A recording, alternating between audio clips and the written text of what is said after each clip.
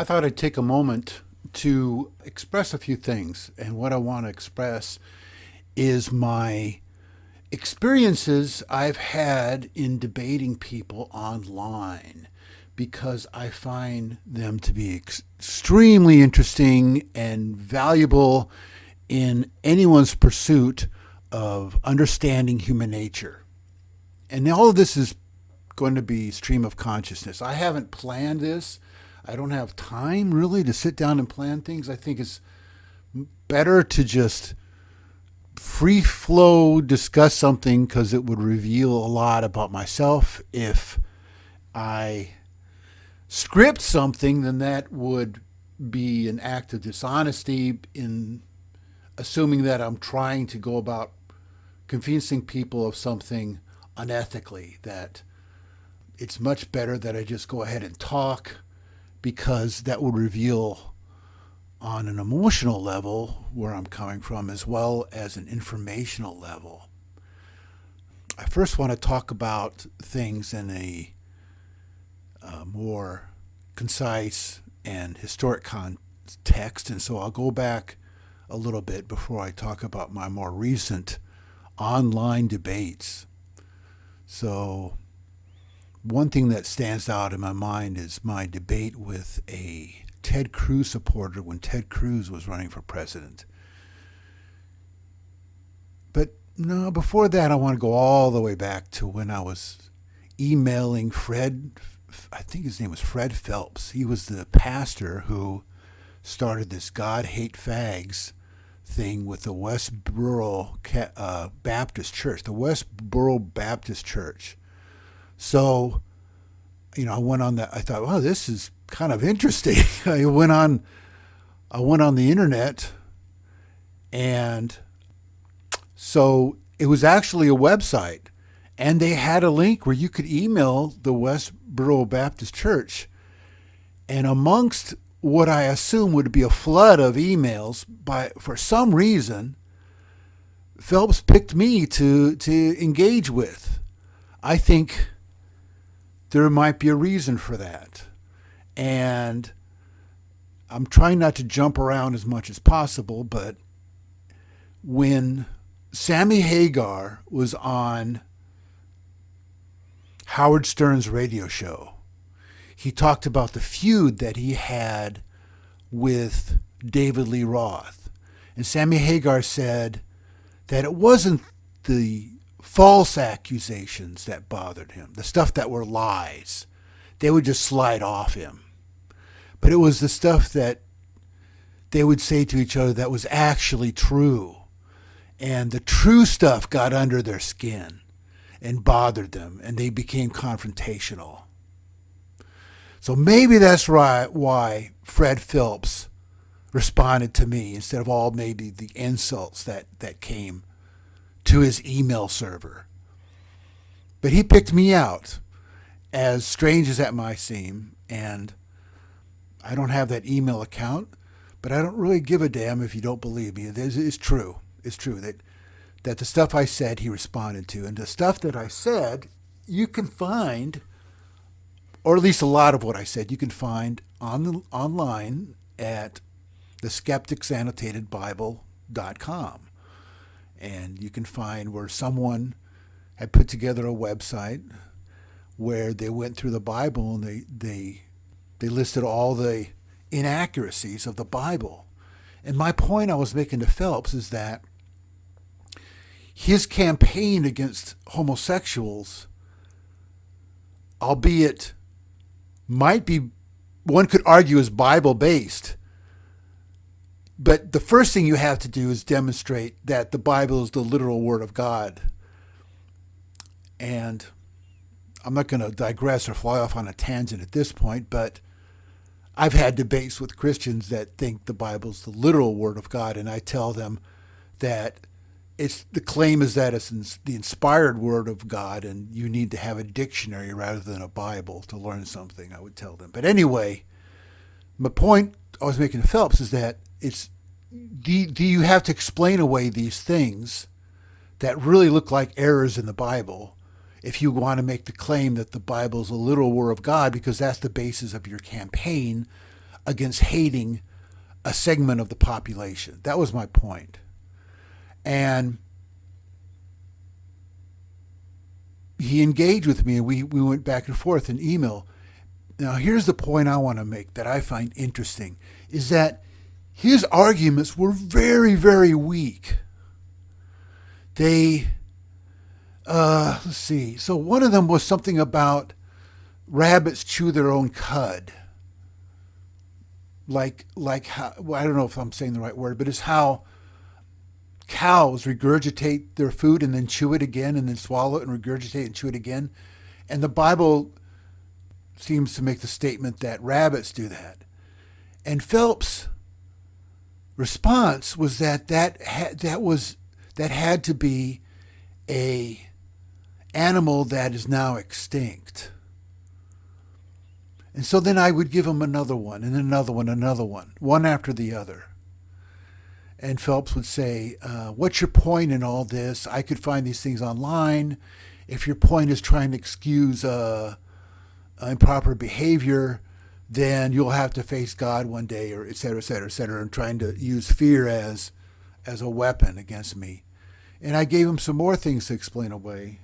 And I said, no, my point is that if you're campaigning to hate someone and your campaign is Bible based, then you have to prove to me that the Bible, you have to show significant proof that the Bible's the literal word of God, is literally the word of God. And he ended the conversation by saying, I don't have time to converse with someone who's clearly not well-versed in biblical scripture, and that's it. That was it. Now, I learned something from that exchange, that dialogue, is that if you want to debate someone and you want to win the debate, you don't throw a lot of things at them, a lot of probably solid points at them. What you have to do is throw them one point and hang on to that with white knuckle intensity and never let go. Don't let go to get a better grip, as they said. Just hang on to that. And that the conversation will be such that they try to support it. You show them that support is wrong, and you go back and forth, and it'll tear them down, and you'll win the debate. And I've applied that to other people who think the Bible is inerrant. It is perfect. So the one thing I pick, and I've had another debate on Facebook with this, which I want to talk about, is, I think it's in Leviticus. So I think it's in Leviticus. It says that, it says basically that insects walk on four legs, right? So insects don't walk on four legs, they work on six. It's how insects' bodies are constructed. The entire musculature and design of the entire physical nature of insects is that they're designed to walk on six legs, not four. And the first thing they do when I bring this up is a straw man argument. And the straw man argument is where you think you present your opponent as saying something that they don't say. Like, I'm not saying that insects have four legs. See, I'm not saying that. I'm saying that what the Bible says is they walk on four legs, and they don't walk on four legs. So they try to say that they try to present the argument that I say the Bible says that insects have four legs, and they say, no, the Bible says clearly that they walk on four legs, so your argument is false. Even the guy that has that dinosaur theme park, my God, what's his name? Ham. So Ham says, he tries to excuse that error in the Bible away by claiming that the two front legs are actually arms. And another tactic they tried was they said, well, that's the That is the King James version of what they said, but if you go back to the original Hebrew, it clears it all up without checking out whether or not the original Hebrew does clear it all up. But strangely enough, and what is usually the case, is that the Hebrew actually demonstrates the error is there in a more clearer perspective. Because the Hebrew says walks on four. It doesn't even say legs. It says walks on four. And insects don't walk on four, they walk on six. And I had a debate with one guy, one Christian guy, one born-again Christian. We were debating Christianity versus deism. And so I was taking the position of a deist in that debate. And what did he say? Oh man, he fought that tooth and nail. And I wouldn't let him change the subject. I wouldn't let him. He would go, okay, well, let's go on to some other things. And I learned from the Fred Phelps interview that you don't give up. You stick to your point to wear them down. But eventually I went on to other problems too of the Bible. But anyway, how did he claim it? I'm trying to remember. He said, oh yeah, he would say something like, well, they do walk on four because four is part of six. Well, then that's an imprecise statement, and an imprecise statement is an error. Anyway, so that was one debate, and the debate on it got personal when it shouldn't have gotten personal. We're discussing whether or not the Bible's a literal word of God. And at the end, they just attack me. That's another thing that I found sad, was that in the end, they said, well, we people who believe, we're going to heaven, and if you don't believe, you're going to hell. The fear, using fear is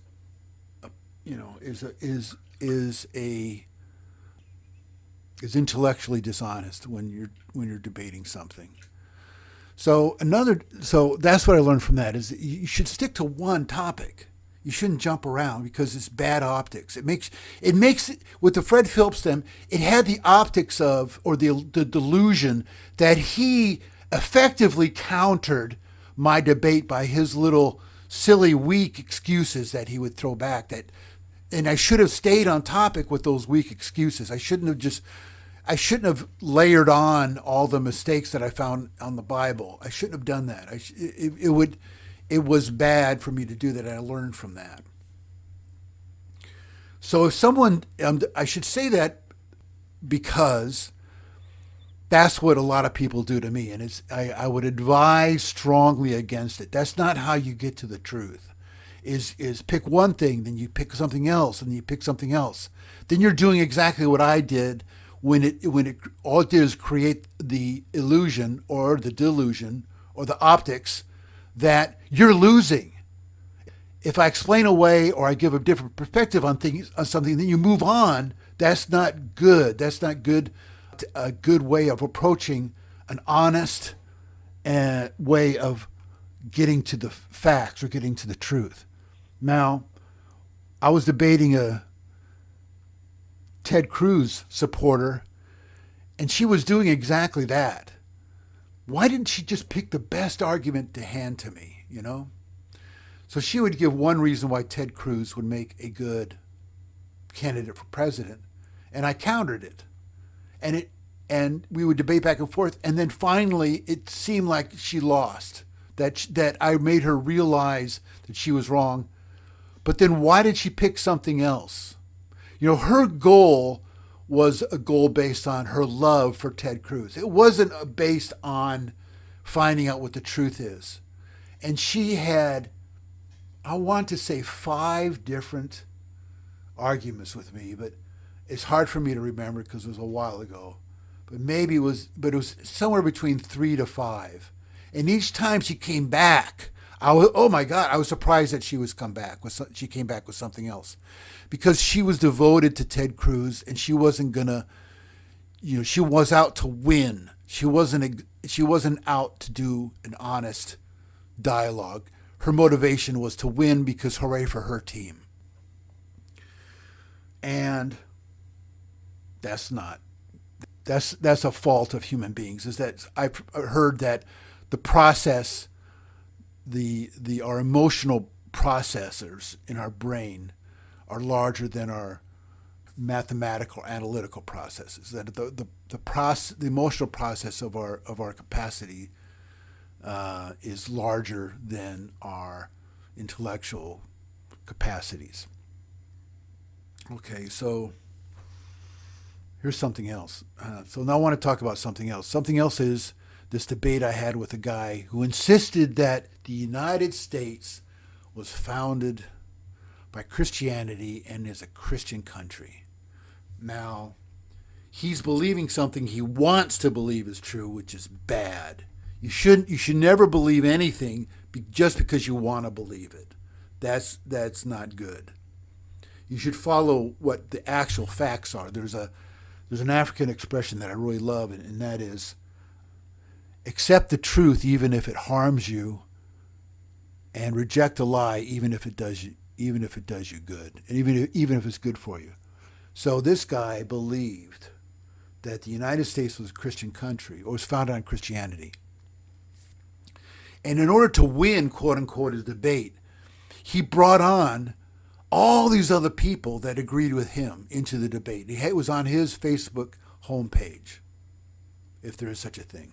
But that's where it was. And he piled on all these other people who would post commands rapid fire faster than I could respond to them. Because his goal was to win. It wasn't to know what the truth is. And I knew he was going to lose this debate because the facts are not on his side.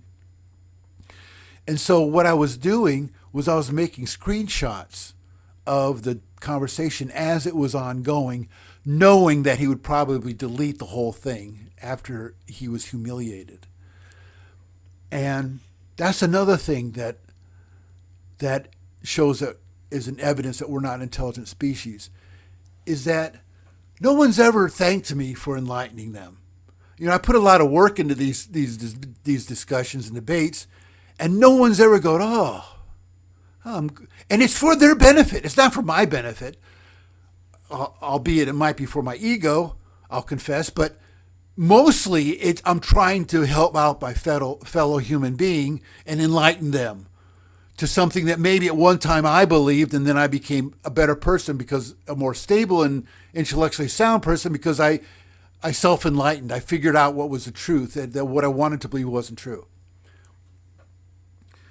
And so when he was cherry picking different things out of context and talking about how the founding fathers talked about God, I was showing him the facts that what they meant was the God of nature. It wasn't the Christian biblical God.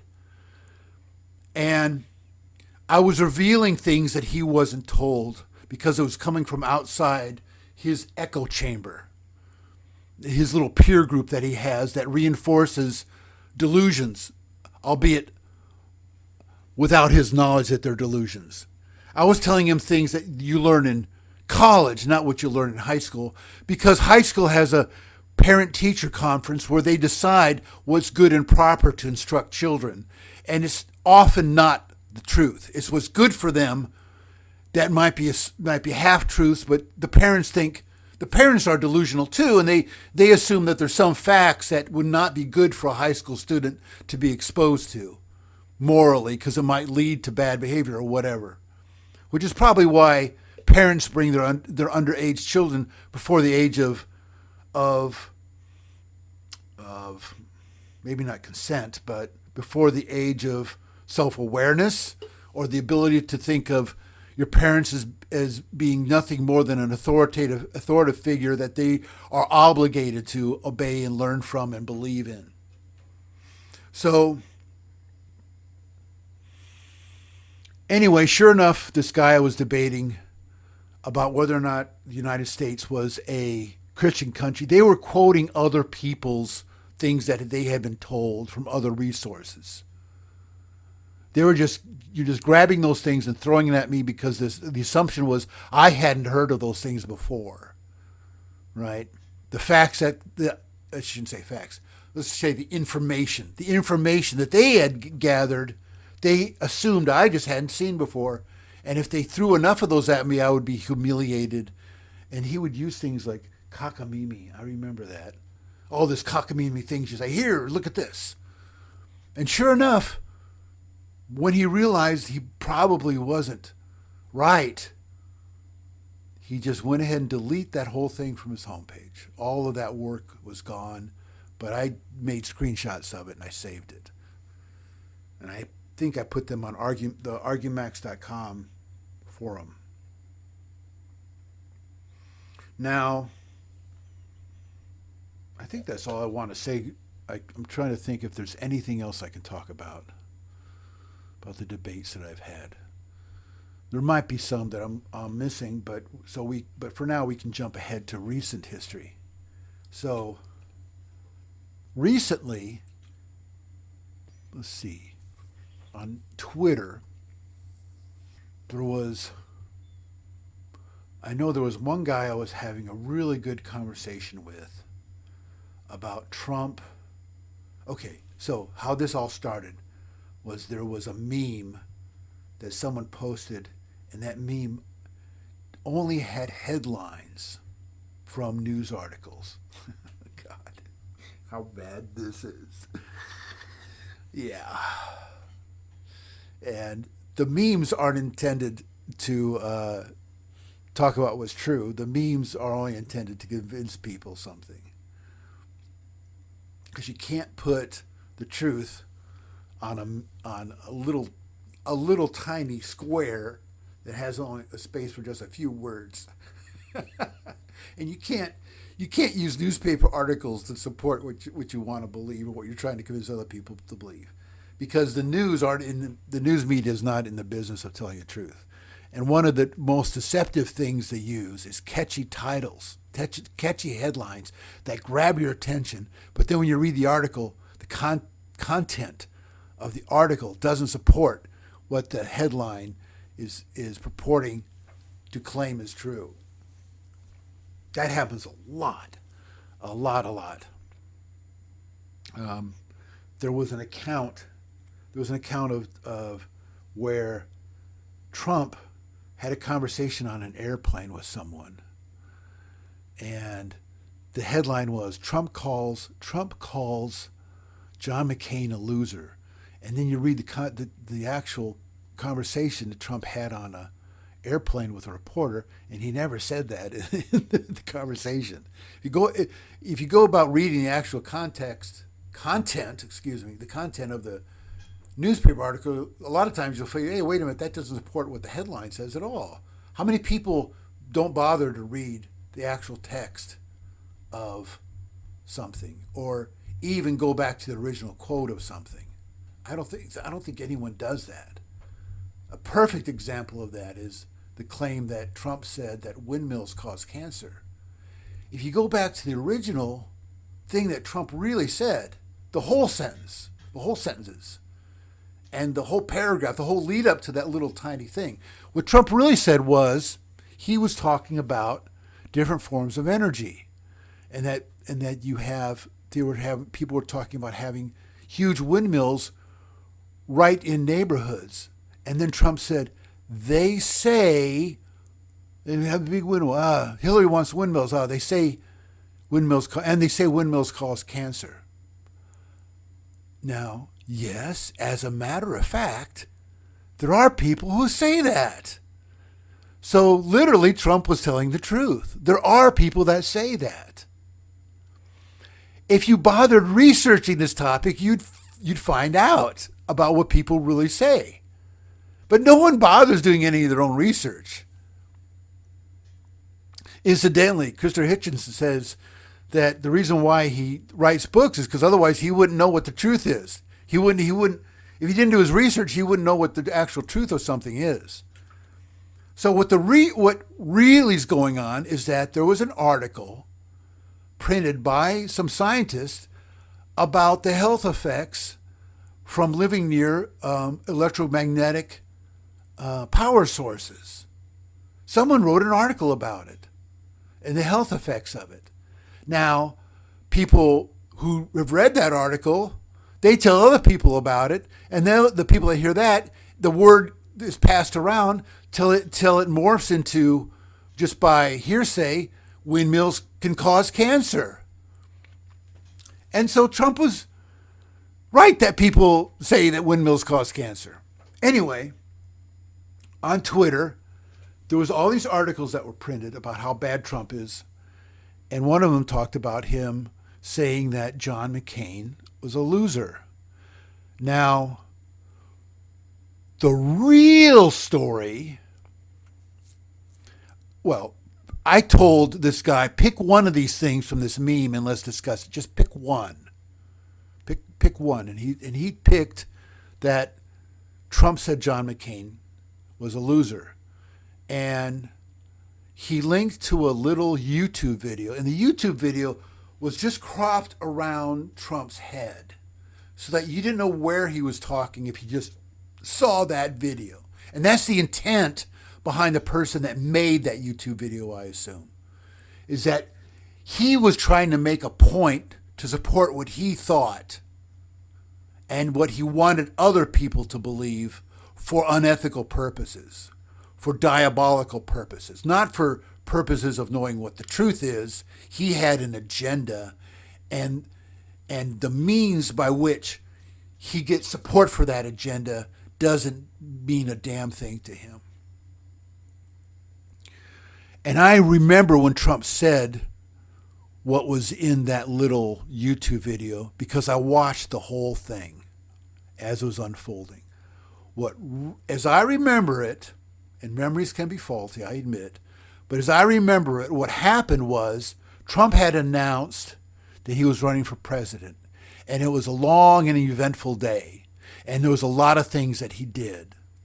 And towards the end of the day, he was sitting on a stage, and it was late in the day, and he had an audience, and the venue was an unofficial and relaxed venue, and he wasn't stating any official policy. He was just talking about how he saw things then and there, based on what he had been exposed to in his life and what he had seen and learned. As we all do. We all do this thing. Everyone does it. And that was the setting. All right? And he was trying to be cordial and friendly and inviting to the interviewer and the people that had gathered there.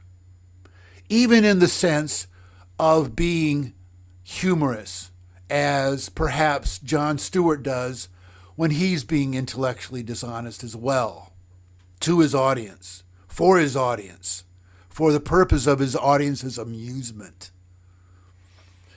And they were talking about a lot of different things. And by the way, it is very intellectually dishonest that you pick out of that entire conversation, you cherry pick one little thing that you can make a case out of while ignoring all the rest of what Trump said during that time. And the context of what Trump was talking about was the presidential election between, the presidential campaign between John McCain and Barack Obama. And John McCain lost that election, which, by the way, is interesting, since John McCain, because I wonder if Obama was a white guy, if John McCain would have lost that election. I don't know. I really don't know. I've heard it told in both directions. I've heard people say that, well, when they thought that John McCain would win, or they were supporting Obama, they would say, well, if Obama was white, he would have won. And I said, well, if that is true, then we're a terrible country and no one should live here and we should probably think about moving. So, and I've heard it another way where Obama only won because he's black, which I think might be true because I've heard a lot of Democrats say, they've said word for word, it's good that Obama won because he's black. And I would say, how the hell is that not racist? Tell me how that your comment that you just made is not racist. And they can't. They can answer some really weird, messed up thing that it's only racist because he's black. No, it's not racist because he's black, which doesn't make any sense to me at all because, as Martin Luther King, we should judge people by the content of their character, not the color of their skin. So the reality might be that John McCain would have won that campaign against anyone who was white, no matter who it was. But Obama played the race card and he won. Anyway, going back to Trump sitting down and talking and saying that the only context that Trump was in was that campaign, that he lost that campaign. And Trump said that he gave $1 million to that campaign because he wanted John McCain to win. And he was frustrated that he lost. He was upset that John McCain lost that election. That is what was behind what he said.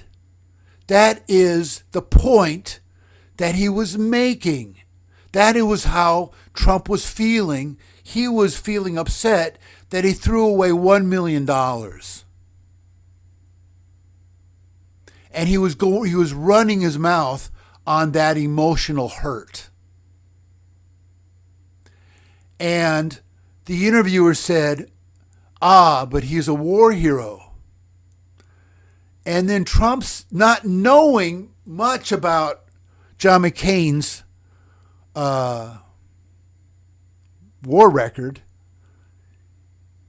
he just ran off of what he'd heard or what was told to him. And Trump said, well, he's a hero because he was caught. I like the people who are not caught. That's all there is. It's not like Trump went marching around saying John McCain's a loser, he's a loser, he's a loser. That never happened. Or even believing that he was a loser in an overall general sense. That is why when later asked about that, Trump says, why did you call John McCain a loser? And Trump says, I swear to you, in no possible way have I ever said that. That is why Trump is so emphatic about it, because in his mind, that's not what he said. In the context of what he's talking about, he was only talking about his loss against Obama. Now, the reason why I bring up this debate on Twitter with this guy is because he became livid. He became frustrated. And okay, so what I said was I said, well, actually, okay, so let me back up a little bit. I told the guy, actually, Trump is kind of right. That the reason why we call him a war hero was because he was captured and he was a prisoner of war. Trump has a point. He's not being inaccurate. So then the guy came back and he said, no. Oh, this is interesting. This is really interesting what he said to me. He said, no, he was there on the Forrestal fire. He pulled other sailors out to safety. John McCain went through hell. He didn't deserve this. Deserve what Trump said. And he said some other things about McCain's war record. And I said, well, I didn't know that. I didn't know there were other things apart from him being a prisoner of war. So it's not out of the realm of possibility that Trump didn't know that as well. And so Trump just made an honest mistake. And it wasn't shortly after that I went back because I thought, no, we're getting somewhere. This is actually getting to be a really good conversation, a really good debate. I'm learning something. But when I went back to Twitter and I went to the notifications, I couldn't find anything about that conversation. I don't know if he blocked me or what happened. My dog is whining. I'm going to push pause. But apart from that, I wanted this to be a continual free flow of thought. So I'm going to push pause here and come right back. Okay, I'm back. So I was talking about this this Twitter debate I was having about Trump and John McCain. And I think I pretty much wrapped that up because the conclusion of that was that I went back to see, we're getting somewhere with this. This is getting very interesting. We're learning from each other. And isn't that what social media is supposed to do? And he had, and the conversation was gone. Now, I don't know if he deleted all the conversation or that when you block someone, all the conversation you had with that person that's blocking you is gone, is invisible to you. I think the latter is the truth. I think because he blocked me, all the conversation all the exchange that we had is now invisible to me. I think that's what happens. Now, while I was outside with my dog, because it's a beautiful day outside on Good Friday, 2024, I thought of something else. I thought of a conversation or a debate that I didn't include here, and I think it's one of the more interesting ones I've ever had. And I had this phone debate with a Ted Cruz supporter, and I recorded it somewhere. If I'm challenged to find it, it's going to be hard. But I uploaded it to one of my YouTube accounts, I'm sure, or I can find it somewhere. Anyway, so I had a phone conversation. I said, let's debate this on the phone. She wasn't, in reality, interested at all on the facts that I had. She was livid, as it turned out, by the fact that the Supreme Court had decided that marriage equality was legal in all 50 states. And she was this evil person without even knowing that she was evil, who supported Ted Cruz. And she believed that the United States was a Christian country as well. And she wasn't going to let me get a word in edgewise. She was on a rant. And she cut me off every single time I tried to squeeze in a few words to say anything. She was dominating the debate, and she still lost. Because when she got to the point where she was finally winding down, I brought up the Treaty of Tripoli, where it was officially announced on all the upper levels of government and signed by Congress and the president, acknowledged by everyone, that the United States was not in any way a Christian nation, the Treaty of Tripoli. And her response was, I didn't know that, and she hung up the phone. Not, oh my God, I hadn't realized that. Well, gee, thank you so much for enlightening me, which I would like to think I would always do. I would love to lose a debate because that's how you learn something. You don't learn something when you're just preaching to the choir or you're just recanting the stuff you already know. You learn something when someone tells you something you didn't know. And you're giving if I was in a debate and someone told me something I didn't know or a perspective I didn't see, I would actually thank them. Wow, thank you. I didn't see it that way. I'd like to think I would do that in every case. But she said, and she hung up the phone. But anyway, prior to that, during her rant, I was flabbergasted by the hate that she spewed. It was unbelievable. And we were talking about marriage equality initially, and I said, well, the Supreme Court said because they found that when a gay couple are married in one state and they cross state lines, suddenly they're not married anymore, and in that other state. And she said something, I can't remember her precise words, and I'm paraphrasing this, but she said something like, well, they should all go somewhere where they're not around us or something like that. Oh my God.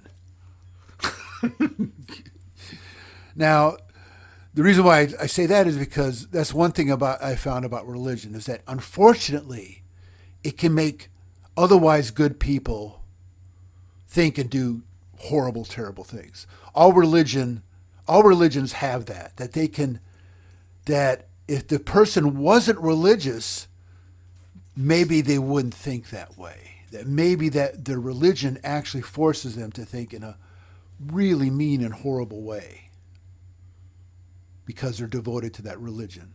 And I know no one wants to believe this, but if Osama bin Laden somehow hadn't been Muslim, if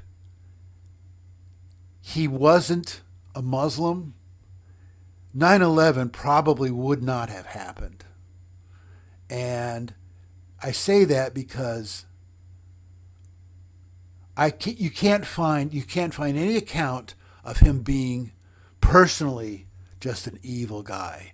And I know that our news media wants the American public, or at least wanted the American public when he was still alive, to believe that he was an evil guy. And they tried to find some film footage of him doing something terrible, or on a Hitler speech rant or something. Something where he looked mean and angry and vicious. And the best that they could find to use was him firing a rifle that was given to him, I think, at his son, he was handed during one of his son's weddings or something. And he was standing outside shooting a rifle at a target, like target practice. Yeah. And the people that think that, Osama bin Laden's 9/11 has nothing to do with Islam, that's another topic. And I suggest that you talk to some people who were once Muslims and they left Islam, like maybe you can find Ridvan. He likes to call himself the apostate prophet. Engage Ridvan. And there's a lot of good Muslims that don't know the bad parts of the Quran. But that's an entirely different debate. And I'm just kind of talking right now about the debates I'm having. But there are other qualified people that can debate Islam. I can debate Islam if you want. But there's also other people that can. But I can do it in a different way. And I've had those debates. And yeah, they only want to give me their side of the argument, and they don't even listen to my side of the argument when we're debating Islam. And it's frustrating. And they give me little bits of propaganda like the Quran, parts of the Quran was seen on a side of a cow, or some supposed miracle where when stray dogs heard the call to prayer that they became docile instead of barking in the streets. Little anecdotal things like that. And they don't give a damn about what the points that I'm trying to make. It's like they don't even hear it. They don't acknowledge it. They don't engage in it. Or they engage in it for a short time and then they drop it. They're not interested in learning something apart from their own convictions. Which is sad, because I considered very seriously about becoming a Muslim until I researched it a little bit. And so my desire was to become a Muslim until I learned things. It wasn't like I'm on a campaign against Islam or something. So, what else can we talk about? I'm discussing the history of some debates that I've had, and I think, or it feels like I've gone over all of them leading up to the debates I had on Twitter. So there was that one guy on Twitter that I debated, and there was another one I want to bring up. So the other one I want to bring up was when people were hating on Trump, and I posted a list of some of his accomplishments, and someone, it was very interesting to me. The closed-mindedness of human beings fascinates me. The fact that if information's uncomfortable to them, they lack the maturity to wipe the proverbial slate clean and look at something anew. They lack the ability to assume, well, I believe this thing because I've been conditioned to believe it, and as much as I don't want to acknowledge it, I might be wrong, and I'm unwilling to wipe the slate clean, and I lack the strength, the emotional fortitude to do this, the intellectual and emotional fortitude to do this and look at this topic anew. I refuse to do this because of how committed I am to this cause. That fascinates me because I've done that in my life. I have wiped the proverbial slate clean and decided to look at something anew. And the time that I did that was when I learned I was going to be a father. And I had months to educate myself on the truth of things. And I decided this was more important than anything, or as important as the most important things, that I wipe the slate clean and look at something fresh. And I say that because when I was in debates with Muslims, I told them, and I told them directly, I believe I'm a better father than your father was. And if they were standing in front of me, I would say that to their face. But it fascinates me that people on Twitter won't do that. And what happened was, after I posted these lists of accomplishments, which are verified, and you can click, I think Robbie Starbucks has a list, and he even posts the links that you can click on or go to confirm that he's telling the truth. I don't know if this list had it or not. It might have been the Liberty Counsel list. I don't know. But they post how you can contact them, and you can assumably debate this with them or tell them they're wrong, or say take this down, remove this, print a retraction, and I can prove that you're wrong. But what one person did on Twitter was she posted, "This is a lie. The only thing that Trump did while he was in office is rob us blind." And then she posted some facts that don't even confirm that he robbed us blind. He said something like, as I remember, Jared Kushner did a business dealing did this, and Ivanka Trump did a business dealing that did this. That's not robbing anyone blind.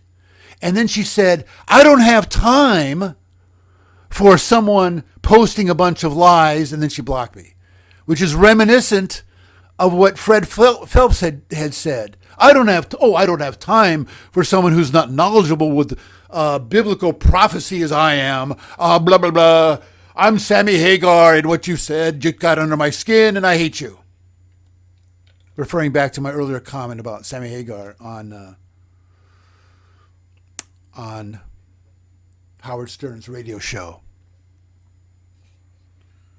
Very unfortunate. It's very unfortunate we're not an intelligent species. It's very unfortunate that we think with emotion rather than trying to harness any possible capacity that our brains have to think unbiasedly and look at things and understand something. One of my favorite quotes is Carl Jung's quote. Well, to be honest, it's attributed to Carl Jung. What Carl Jung literally said was much more longer.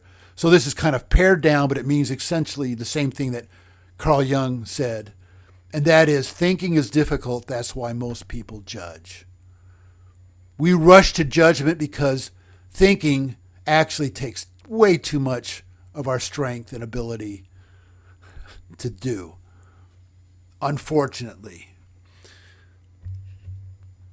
So that was another debate I had on Twitter. I think are those the only two ones that did that? No, there was one that did it right off the bat. So right when I created this account, there was a guy who there were some Democrats that I posted an invitation to, and I said, let's do something. Let's try to do a podcast. Let's do something where somehow we're all on YouTube and let's all be Democrats for truth. Let's all talk about the truth. And this one guy, I wish I remembered his name.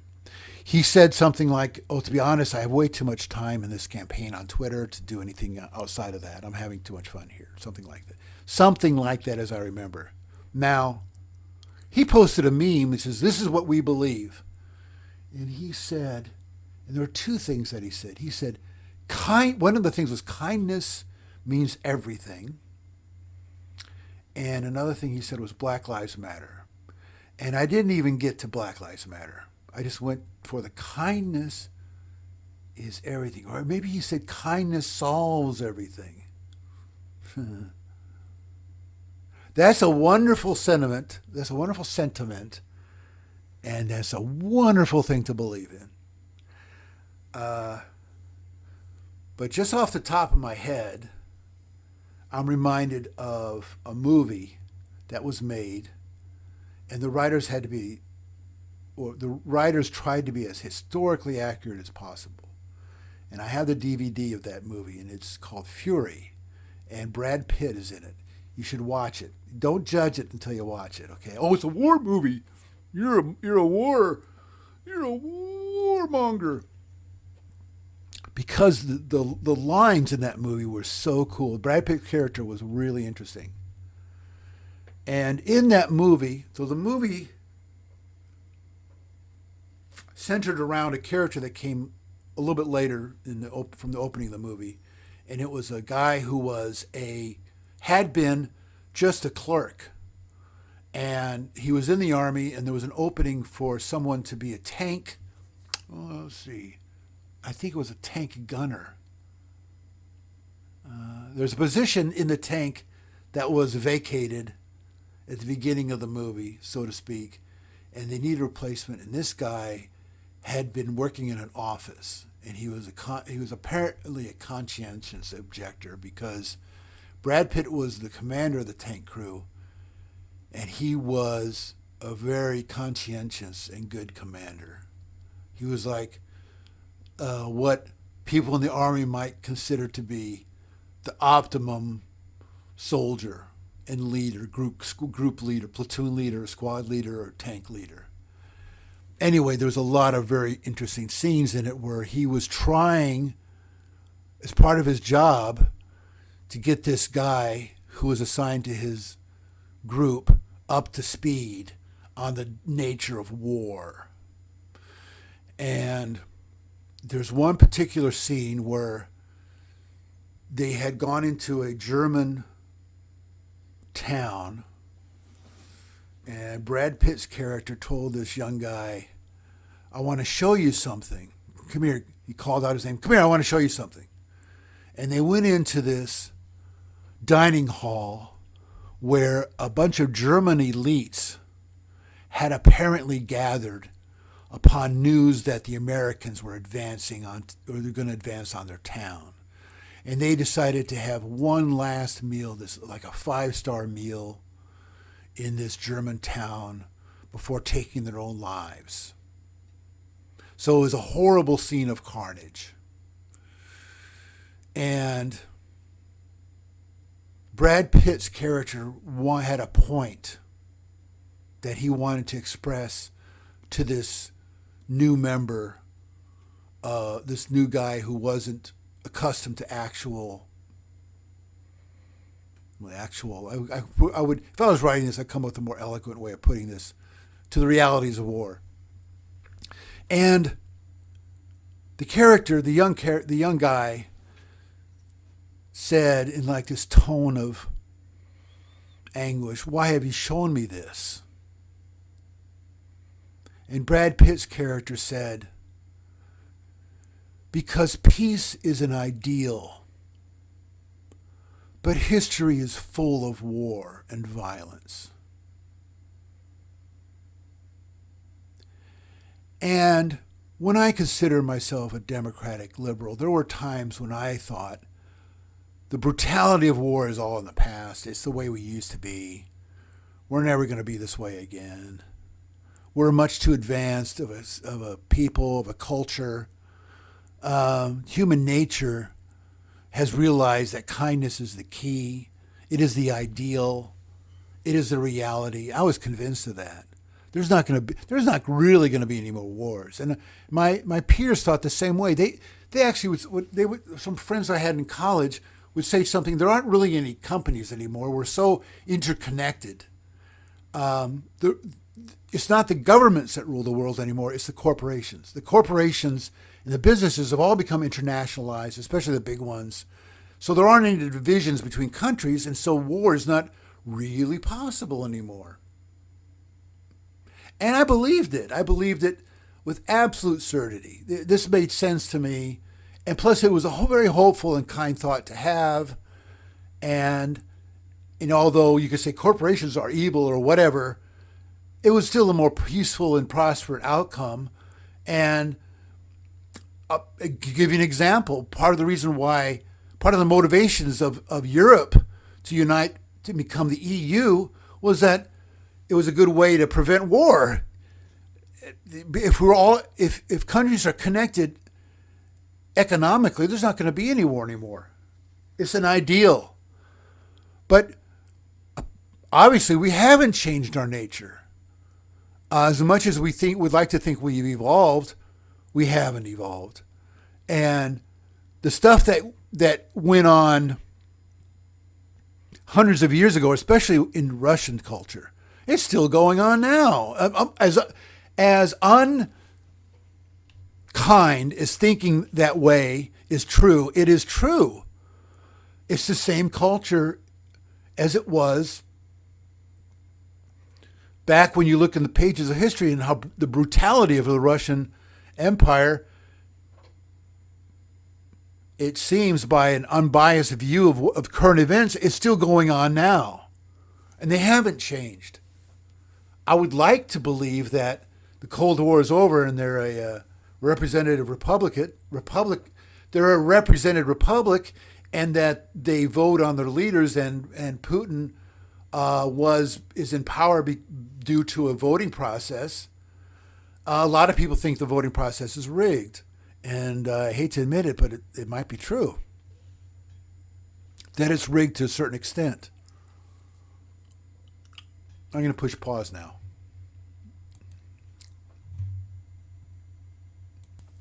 So, if I may be so bold, this damn simpleton that posted this meme about kindness is wrong. It is not kindness that'll solve all the world's problems. And it's not the meaning of life. The meaning of life is actually not kindness, it's respect. It's respect. And it's respecting people, not being kind to people. It is getting to know them, and maybe kindness is part of respect. But I think it's a more precise thing that the great minds of the world looking for the meaning of life have all zeroed in on.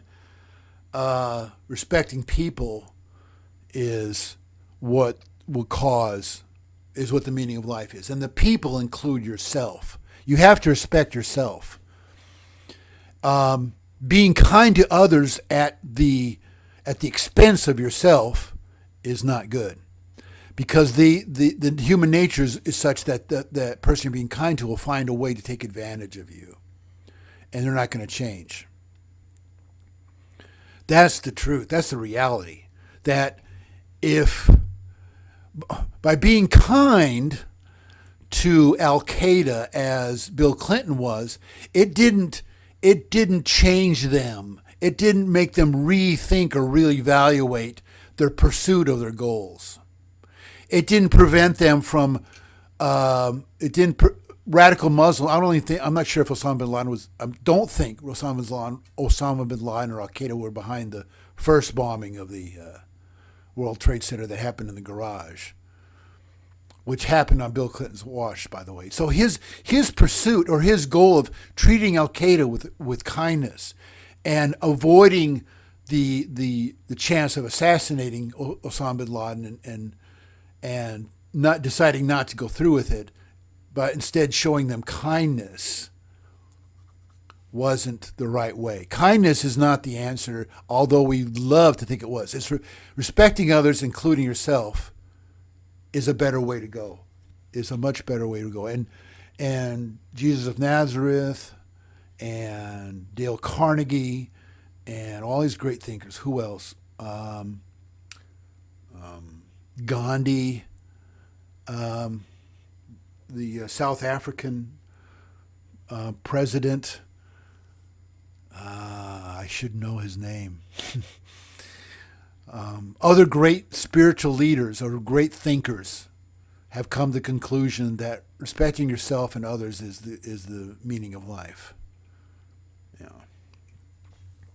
You do unto others as you would want them to do unto you. Which, by the way, I told someone and they took it completely out of context and assumed I was saying something really horrible, which I wasn't.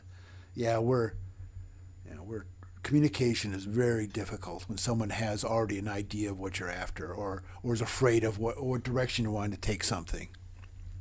That was unfortunate. So, who else blocked me? I think that guy just disappeared. I could, after I said that, I didn't even get into Black Lives Matter, which is entirely not what it seems to be. It is entirely not what it seems to be. Yeah. But yeah, he blocked me before we could. Instead of saying I was wrong or proving to me I was wrong or saying I was wrong, he was on a campaign and he was only interested in his campaign. He wasn't interested in what facts are. So that, I think, is all I want to say about some of the debates I had. Now I want to talk about my experience with the court system in the United States.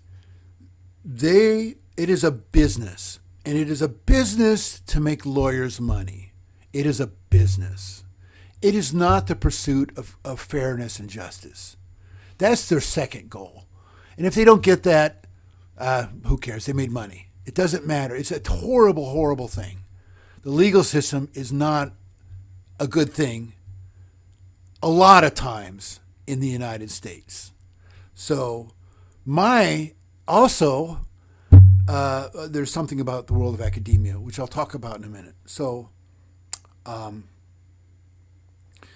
some idiot, should I say people's real names or not? I don't know. I don't want to get sued, which, by the way, is another indication of how bad the legal system is. I can't say the truth because someone could construe it in a way that, oh, you're defaming me, or you're, God, I can't think of the legal terms.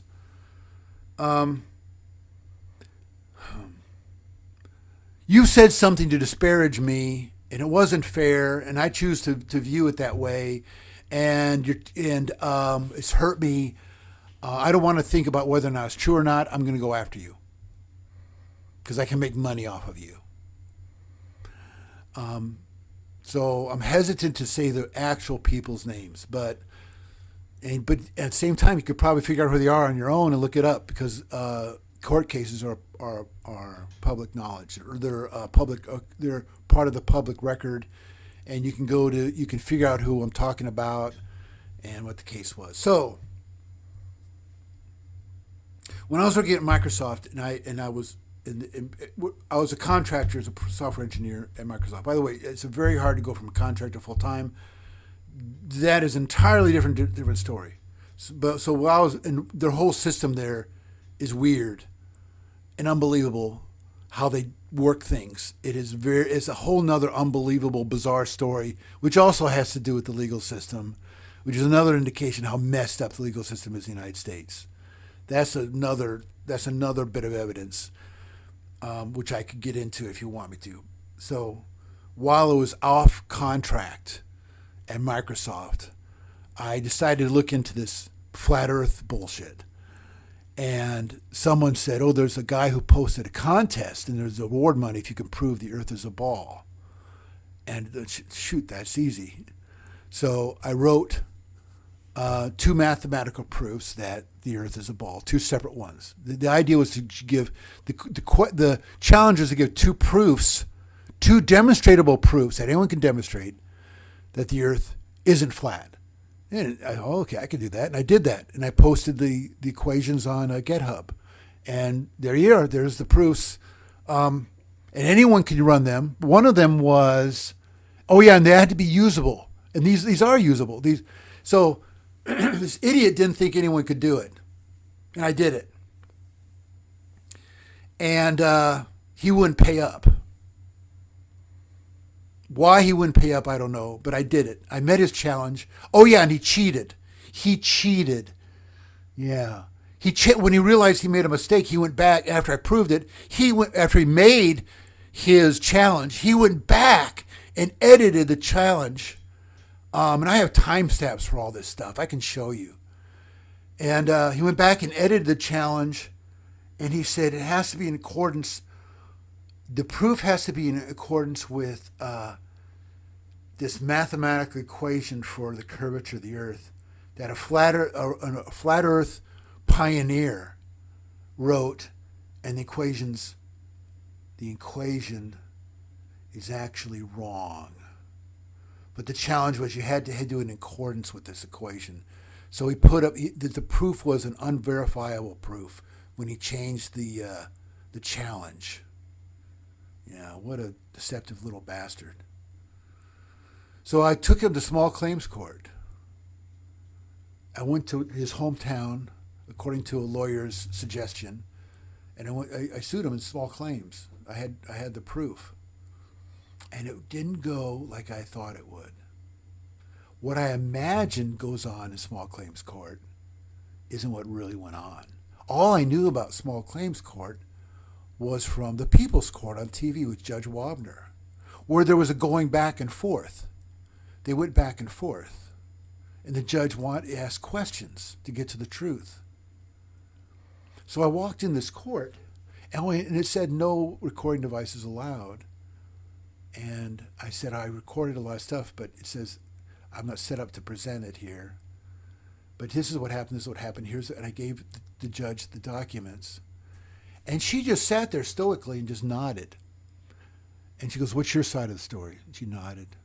And what's your side of the story? And by the way, this guy, he just freaking lied his ass off. It was mind-boggling. He read a bunch of garbage.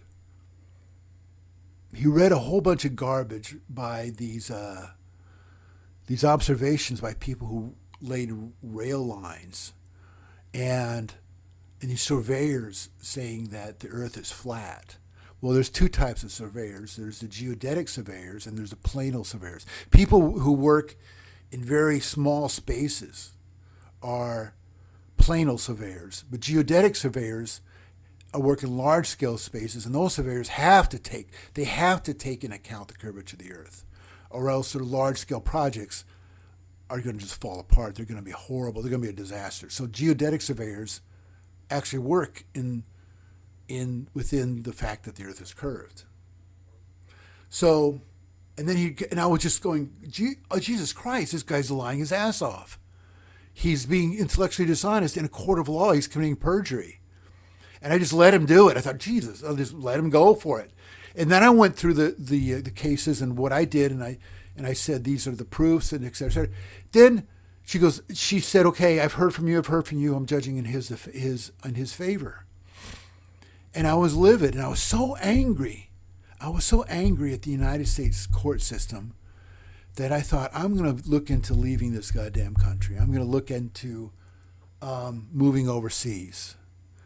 So I took up all the papers, and I had to get away. I had to look at everything from a fresh perspective.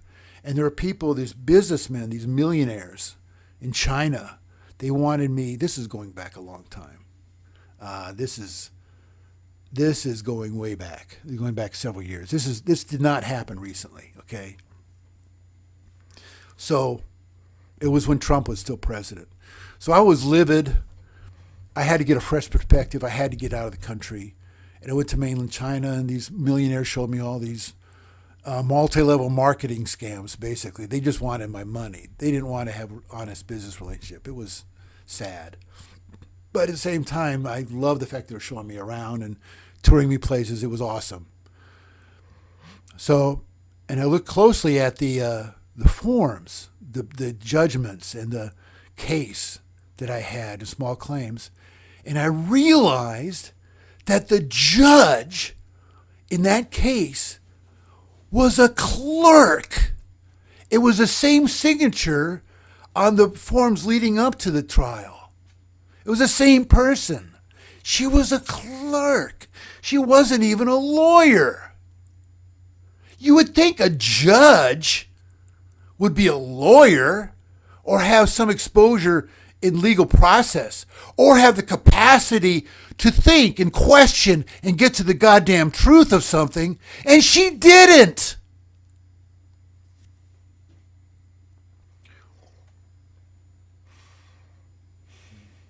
Then I started writing these papers to get donations from rich people to pursue the what's it called, the appeal, and take it to a higher court. So then I came. So as a side note, when I came back from China, I came back to my house, turned on the TV. That was an interesting experience, but I wanted to watch Comedy Central. I wanted to watch something that made me laugh. And by the way, when Comedy Central was new, all they would have, they had all these experimental programs that they didn't know if they'd fly or not. And by the way, when Comedy Central was new, there wasn't something called The Daily Show, but The Daily Show was supposed to be a news farce program. It was supposed to be a program based on an earlier comedy attempt called Not Necessarily the News, The Daily Show, where they were going to poke fun at things going on. It wasn't supposed to be a political show at all. And it had this, God, I can't remember his name. He had this guy that later had a short movie career, and he was blonde. Can't remember his name.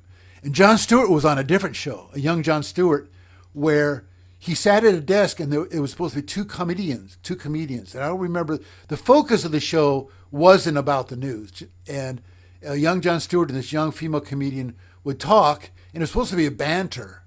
But it ended up being her just laughing hysterically, and Jon Stewart, just cracking one joke after the other, after another. But anyway, going back to when I came back, returning to the topic of me coming back from China, I turned on the news. I said I wanted Comedy Central, and turned on Trevor Noah. Trevor Noah was on, and Trevor Noah was looking right into the camera, and he said emphatically, with absolute certitude, that Donald Trump had been caught in doing a quid pro quo with the president of Ukraine, and he was withholding aid that had already been approved by Congress from the president of Ukraine. And my dog is crying at the door, and I'll push pause. Okay, so real life has entered into the picture, and I have to cut this short. I have to put this to an end. There's other things I'd love to talk about, but my experience with the court case, the Flat Earth court case, has clearly made me realize that the goal of the legal system, the primary goal of the legal system, is to generate income for the legal system, for the people participating in the legal system, to make money for lawyers and have the courts make money. Because even when you appeal something, you have to pay to have it appealed. It's all based on money, making money. Let's say that. The foundation of the legal system is founded on making money, despite what they say, and despite some good that might come out of it. Because it's not really focused on truth, as is human nature not really focused on truth, there are some bad stories. And the obviousness of the bad stories is clear to me from my learning experience. So when someone talks about how, well, Trump was found guilty in this or that, you have to look closer. You can't just judge someone like that. That's going back to the Carl Jung saying, thing is difficult. That's why most people judge. You have to really think about it. And from what I've seen so far, and I don't want E. Jean Carroll to sue me, but based on my observations so far, the E. Jean Carroll system, the I should not say system, the E. Jean Carroll case has a lot of reasonable doubt. And there is a good chance that it was a shakedown and a political hit. Why someone would say, oh, I think Trump assaulted me in where did he assault you? Oh, in a dressing room. By the way, who does that? Even the worst criminal who does that. Maybe someone who's not even human, just this kind of monster, goes around, unimaginable monster, would go around assaulting people in dressing rooms. For Christ's sake, that's like the ultimate narrative, for a story, because we love stories. We love a protagonist and an antagonist, but that's not how reality is. We're all human beings. There aren't any real antagonists and protagonists in the real world. So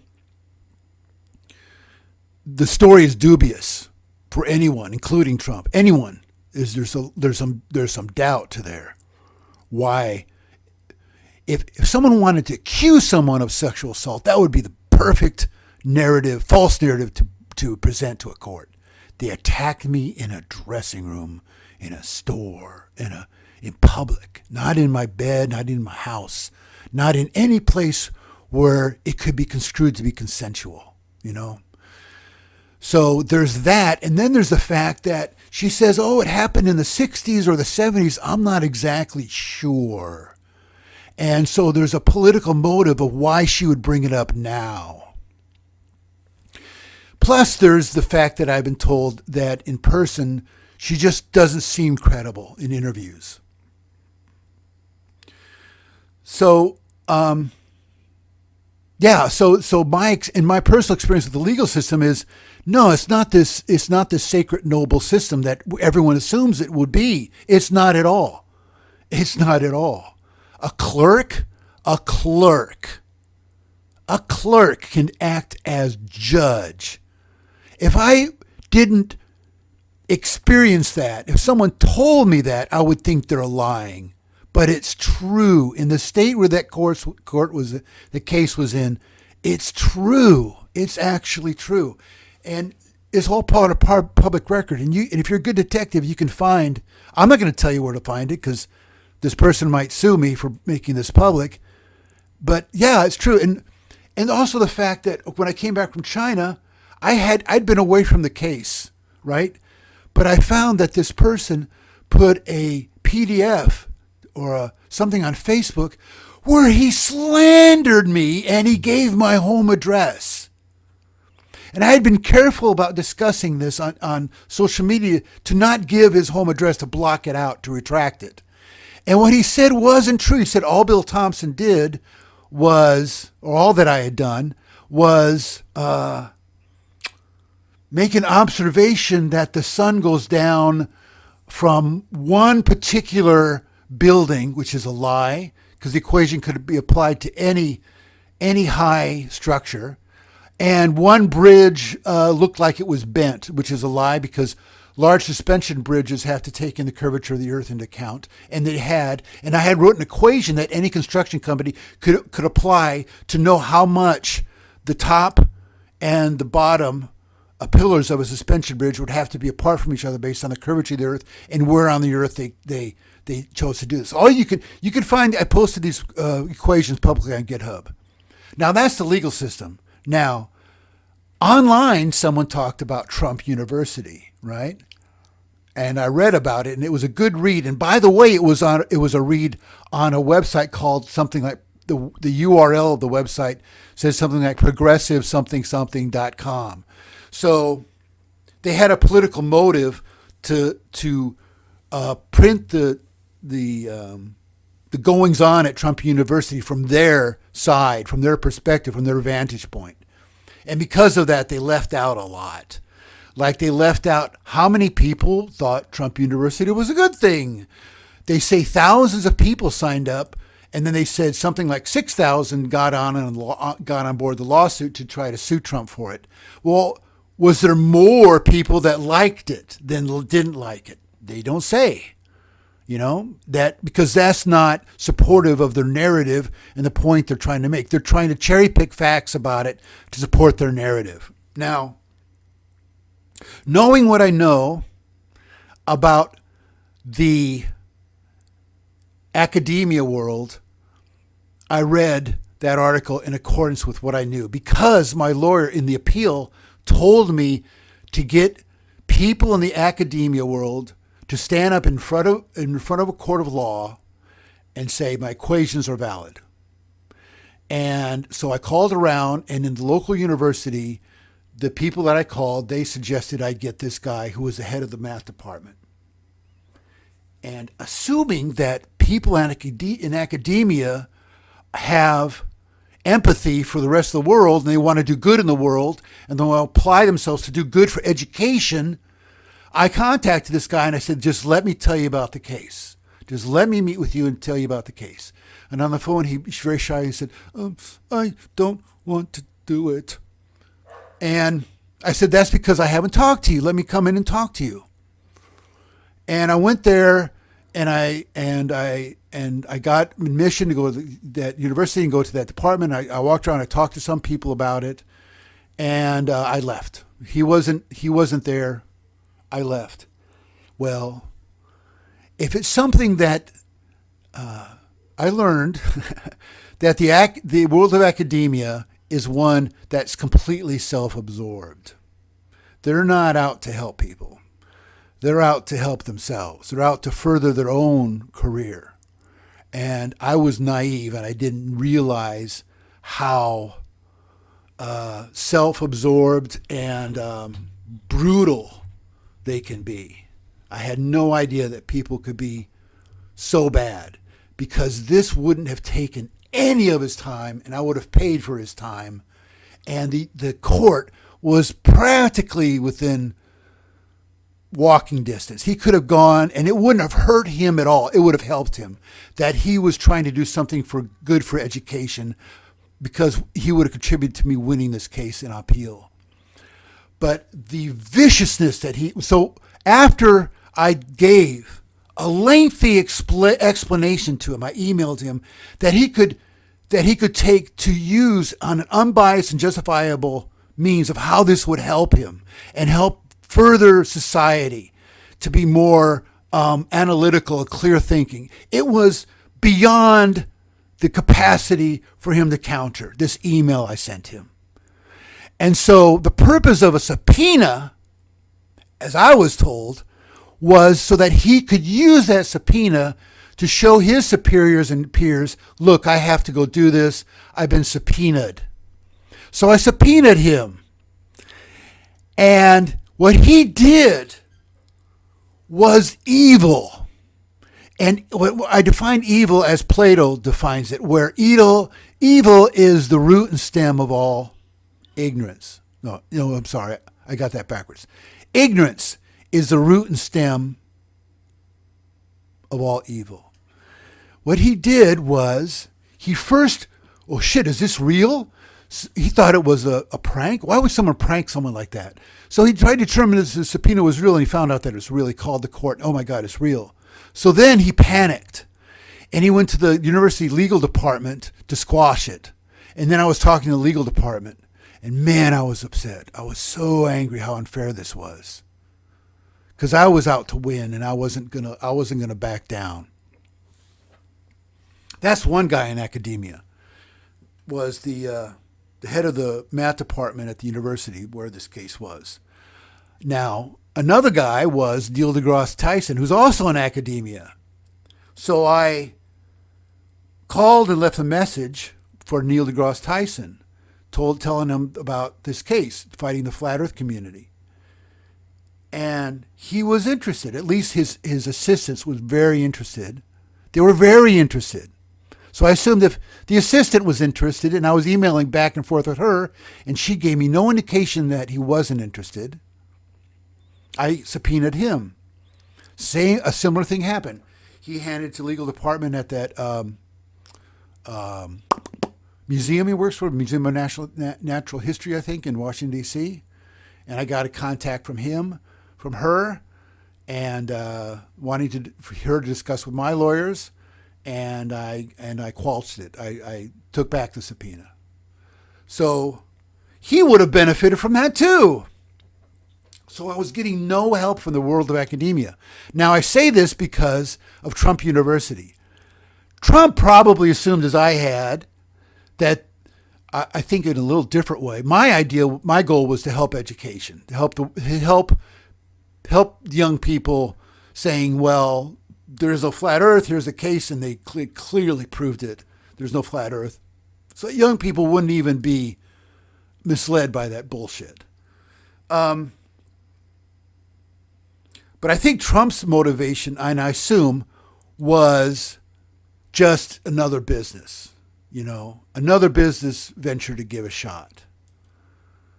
And by the way, if all you know is Trump's failures in business, then you're biased, because he has had tremendous success in business.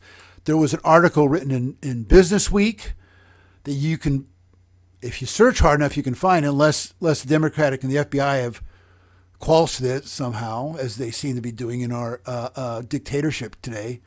But Business Week wrote an article that Trump's profit margins are higher, have been higher, or were higher at the time than Apple's profit margins. So one could take that evidence and argue that Trump was a better businessman than Steve Jobs was. How about that? So anyway, I believe that Trump, or I assume Trump, assumed that academia was just another business venture, and he was going to approach it the same way, not knowing the pushback, the self-absorbed, arrogant pushback that he was going to get from the world of academia, who were not interested at all in getting involved with him at all. All right? Because Trump said something like, these professors, his little way of speaking, I've handpicked. So that's sales. Stretching the truth a little bit is just part of sales in our culture. It's sales, Recruiters do that to enlistees, if you've ever seen the movie Private Benjamin. He probably justified in his mind that saying, well, when this video comes out, I will have handpicked the professors or whatever. I think he was just getting in over his head. I think he was being naive, as I was naive. If I was naive about the world of academia, Trump probably was naive too. So